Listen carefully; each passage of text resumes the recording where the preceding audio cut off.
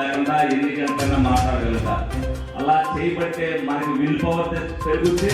అలాగే మనుషులతో మనం ఎంతో సహనంతో ఒత్తిడి లేకుండా మాట్లాడుతుంది. ఎవరినైనా కన్విన్స్ చేయగలిగిన ఆ విల్ మనకు వస్తుంది. డెఫినెట్గా యోగా వల్ల మరి ఎవరికి ఏం జరిగింది అనేది తెలియదు, కానీ నా జీవితంలో మటుకు ఆ విల్ పవర్ మటుకు నాకు యోగా వల్ల వచ్చిందని మటుకు నేను నమ్ముతా.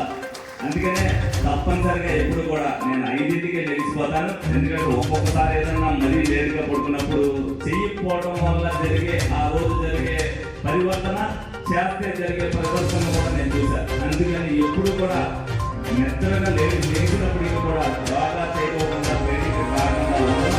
ఎందుకంటే అది చేస్తే నాలో చాలా ఆసక్తిగా ఉంటుంది. నేను ఏదైతే ఆ రోజు లేకపోయినా ఆనందంగా కూడా ఉంటుంది.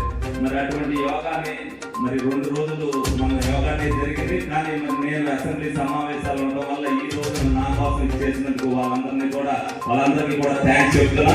తప్పనిసరిగా ఇటువంటి కార్యక్రమాలు ప్రతి సంవత్సరం జరగాలి.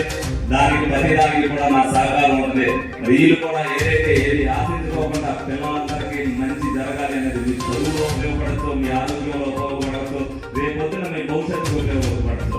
యోగా అనేది ప్రతి ఒక్క మనిషికి కూడా అని చెప్పి మీ సందర్భంగా తెలియజేస్తూ మీ అందరికీ కూడా ఈ కార్యక్రమాన్ని నన్ను ముఖ్య అతిథిగా పిలిచినందుకు